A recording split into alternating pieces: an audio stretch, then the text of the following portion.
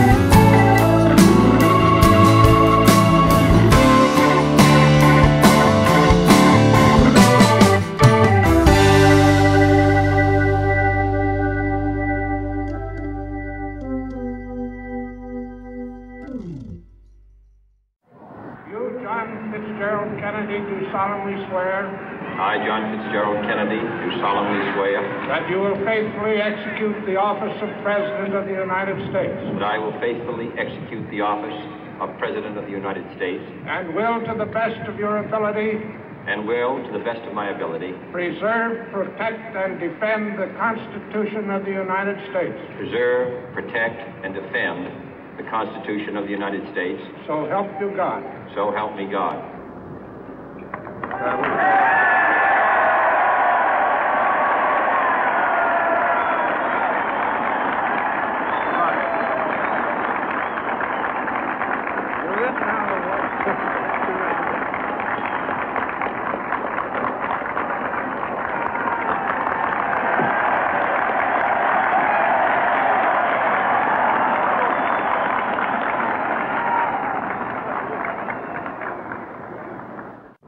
Vice President Johnson, Mr. Speaker, Mr. Chief Justice, President Eisenhower, Vice President Nixon, President Truman, Reverend clergy, fellow citizens.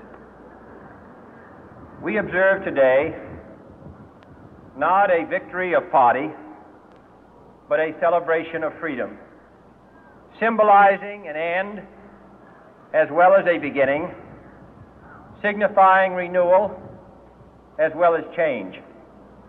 For I have sworn before you and Almighty God the same solemn oath our forebears prescribed nearly a century and 3/4 ago. The world is very different now, for man holds in his mortal hands the power to abolish all forms of human poverty and all forms of human life. And yet the same revolutionary beliefs for which our forebears fought are still at issue around the globe.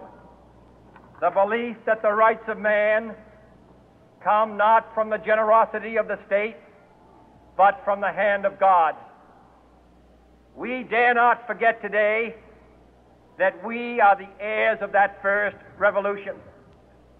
Let the word go forth from this time and place to friend and foe alike that the torch has been passed to a new generation of Americans born in this century, tempered by war, disciplined by a hard and bitter peace, proud of our ancient heritage, and unwilling to witness or permit the slow undoing of those human rights to which this nation has always been committed and to which we are committed today at home and around the world.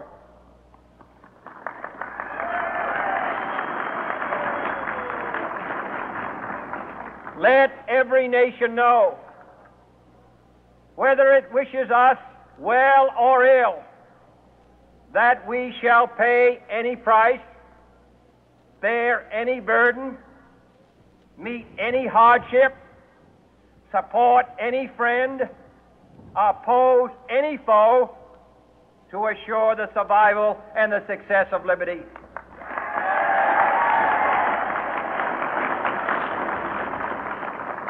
This much we pledge and more. To those old allies whose cultural and spiritual origins we share, we pledge the loyalty of faithful friends. United, there is little we cannot do in a host of cooperative ventures. Divided, there is little we can do, for we dare not meet a powerful challenge at odds and split asunder. To those new states whom we welcome to the ranks of the free, we pledge our word that one form of colonial control shall not have passed away, merely to be replaced by a far more iron tyranny. We shall not always expect to find them supporting our view, but we shall always hope to find them strongly supporting their own freedom, and to remember that in the past, those who foolishly sought power by riding the back of the tiger ended up inside.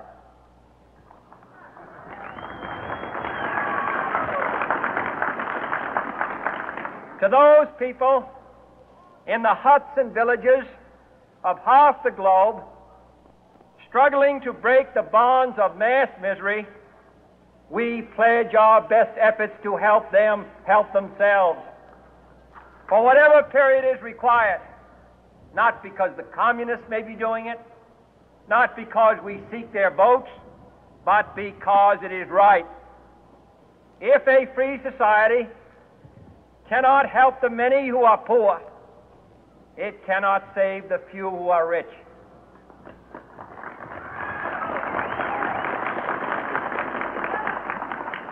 To our sister republics south of our border, we offer a special pledge to convert our good words into good deeds, in a new alliance for progress, to assist free men and free governments in casting off the chains of poverty. But this peaceful revolution of hope cannot become the prey of hostile powers. Let all our neighbors know that we shall join with them to oppose aggression or subversion anywhere in the Americas. And let every other power know that this hemisphere intends to remain the master of its own house.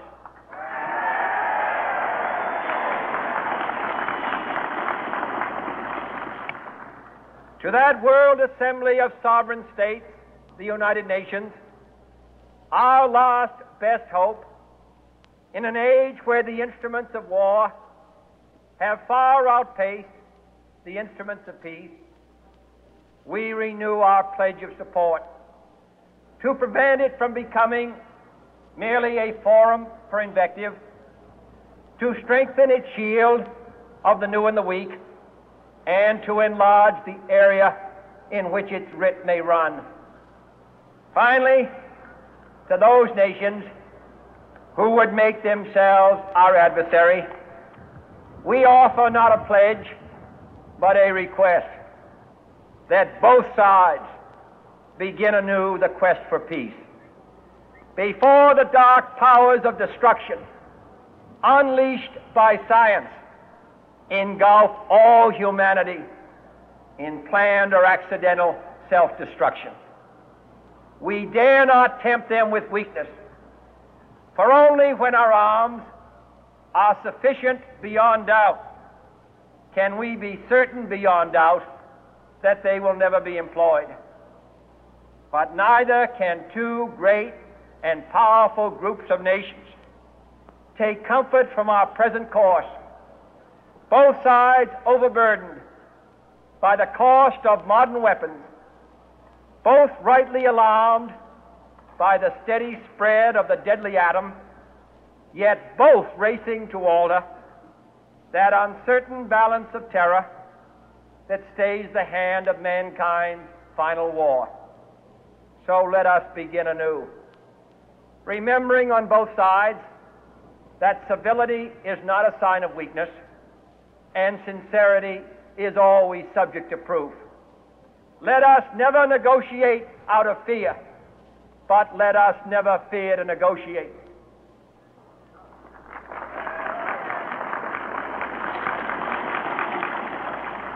Let both sides explore what problems unite us, instead of belaboring those problems which divide us. Let both sides, for the first time, formulate serious and precise proposals for the inspection and control of arms, and bring the absolute power to destroy other nations under the absolute control of all nations.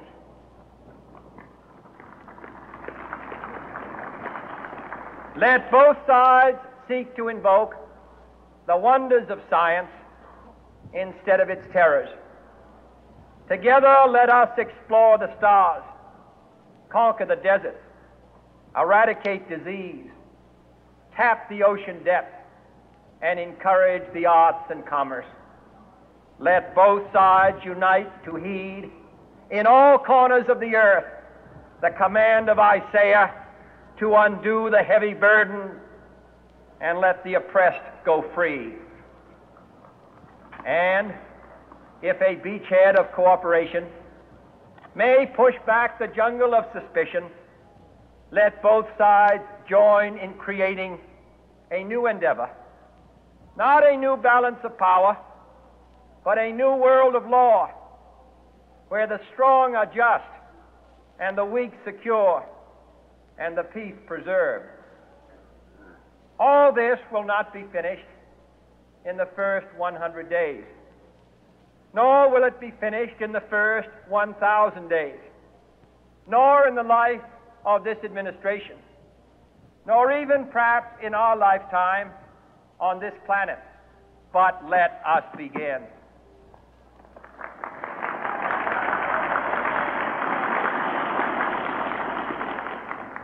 In your hands, my fellow citizens, more than mine, will rest the final success or failure of our course. Since this country was founded, each generation of Americans has been summoned to give testimony to its national loyalty. The graves of young Americans who answered the call to service surround the globe.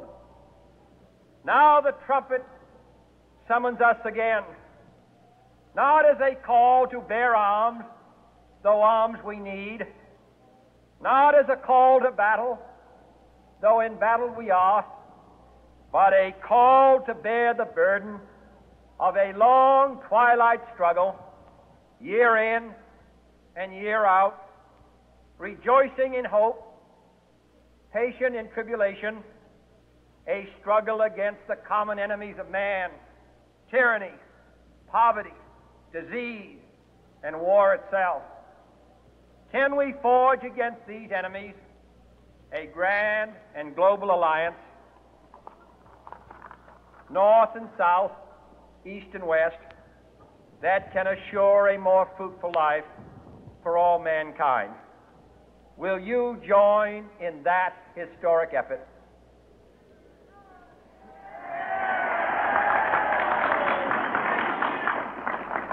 In the long history of the world, only a few generations have been granted the role of defending freedom in its hour of maximum danger. I do not shrink from this responsibility. I welcome it.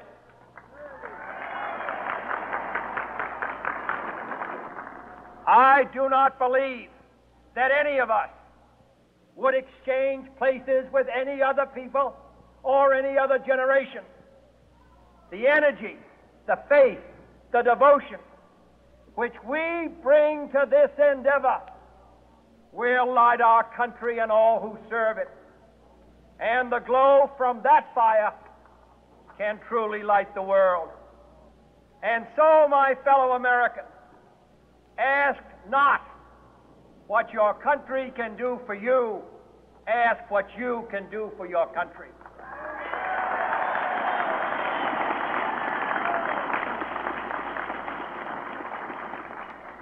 My fellow citizens of the world, ask not what America will do for you, but what together we can do for the freedom of man.